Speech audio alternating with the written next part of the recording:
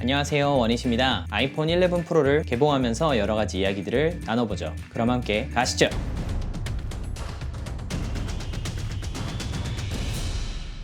애플 제품은 대체로 비쌀수록 택배도 견고하게 포장을 해주는데요. 예전에는 이렇게 흔들리는 소리가 많이 안 났는데 요즘에는 좀 포장에 신경을 덜 쓰는 느낌이 들어요.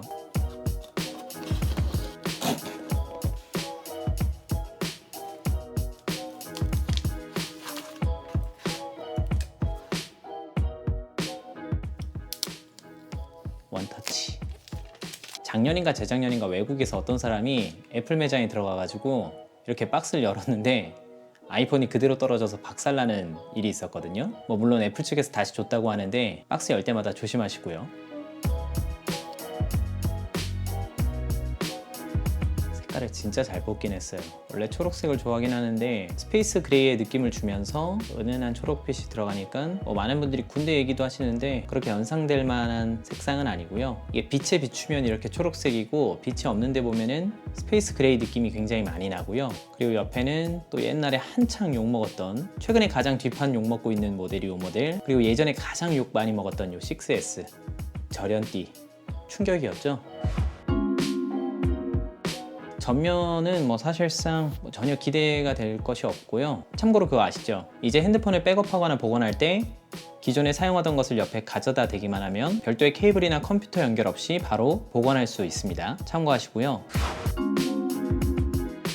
일단 저는 미국 직구를 했는데요. 아이폰 X까지는 모델명이 똑같아서 수리를 받을 수 있었는데 미국 직구 모델들은 수리와 관련된 무상 서비스를 어떤 곳을 찾고 계신가요? 술집. 무상 서비스를 받을 수 없으니까요. 이 점 참고하시되 애플케어 플러스를 가입하면 서비스를 받을 수 있으니까요. 직구하시는 분들에게 애플케어 플러스는 이제 필수일 것 같습니다. 지금 설정을 막 끝낸 상태인데요. 이 뒷부분이 좀 너무 뜨거워요. 이 부분이 굉장히 뜨거운데 아무튼 왼쪽이 아이폰 11 프로고요. 오른쪽이 아이폰 X 모델인데요. 이게 아마 카메라에는 안 담길 것 같은데 왼쪽 아이폰 11 프로 쪽이 색감이 조금 더 진한 느낌이 있어요. 채도를 높인 것 같은 느낌이 들 정도의 미묘한 차이가 있습니다. 아래쪽이 아이폰 X 그리고 위쪽이 아이폰 11 프로인데요. 통화 부분의 모양이 조금 작아졌습니다. 아이폰 11 프로 쪽이 앞부분에 하도 차이가 없어가지고 변한 거 없나 찾아보니까 요 정도 조그마한 차이 정도 있고요. 그리고 이렇게 들고 있다 보니까요 확실히 무거운 게 느껴지네요. 노트는 계속 가벼워지는데 아이폰은 무거워진다.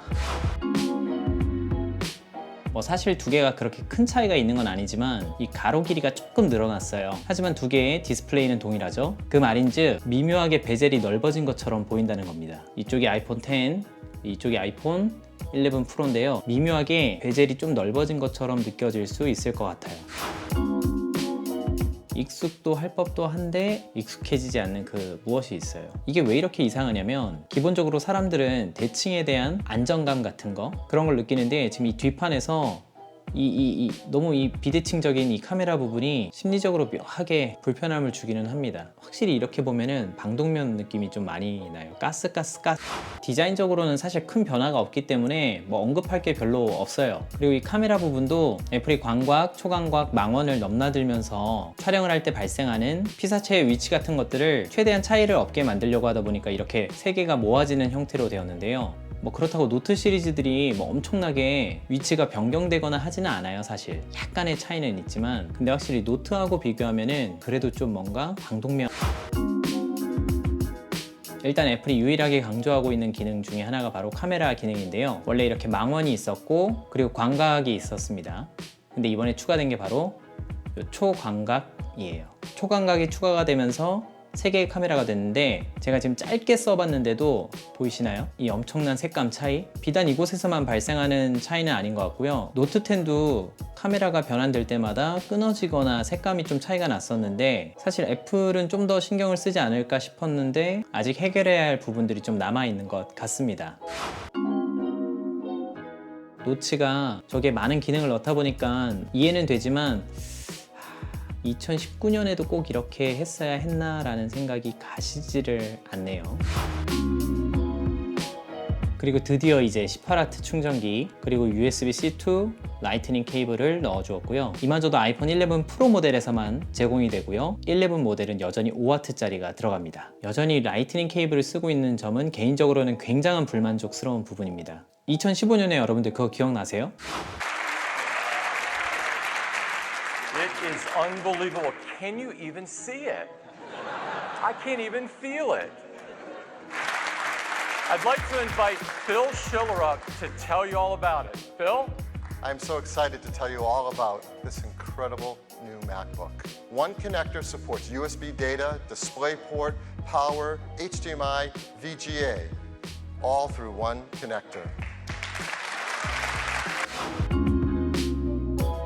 맥북에는 시대를 앞서간다면서 USB-C를 달아줬으면서 아이패드 프로 3세대에도 USB-C를 달아줬으면서 올해 아직까지도 이렇게 달았다는 건 2020년에 나오는 아이폰을 얼마나 포장하고 싶으면 아직까지도 이런 걸 지원하지 않았는지는 굉장히 불만족스러운 부분이에요. 게다가 요즘 iOS 13을 지원하고 외장 USB를 지원하면서 라이트닝 케이블은 확실히 아닌 것 같습니다.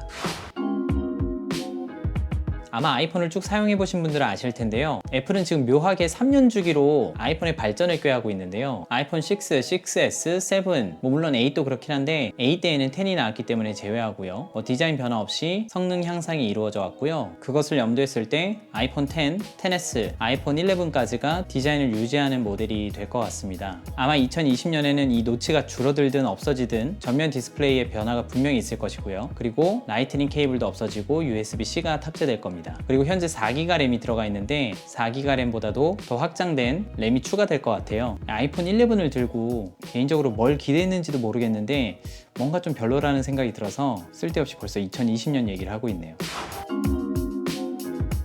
사실 굉장히 디테일한 내용들을 준비했었는데 정보 나열하는 것밖에 될 것 같지 않아서 좀 생략한 부분도 있습니다. 근데 결정적으로 실물로 만져보니까 뒷판 색감과 재질이 좋다라는 걸 제외하고는 크게 뭔가 체감되는 게 없어서 뭔가 감흥이 안 나요. 이 리뷰를 하더라도 리뷰하는 사람이 진짜 신나고 이게 즐거워야 하는데 실제로 딱 만져보니까 아이폰 10이 정말 잘 만들어진 기계였구나 라는 생각이 오히려 들 정도로 뭔가 감흥이...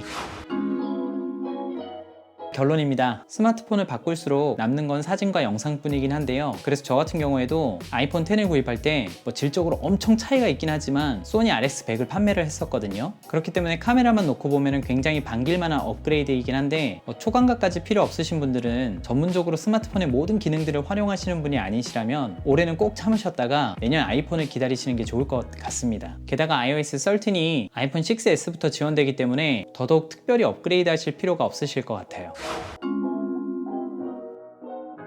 영상은 여기까지입니다. 한 사람의 작은 의견 정도로만 참고해 주시면 좋을 것 같습니다. 함께 해주셔서 감사합니다. 그럼 모두 행복하세요.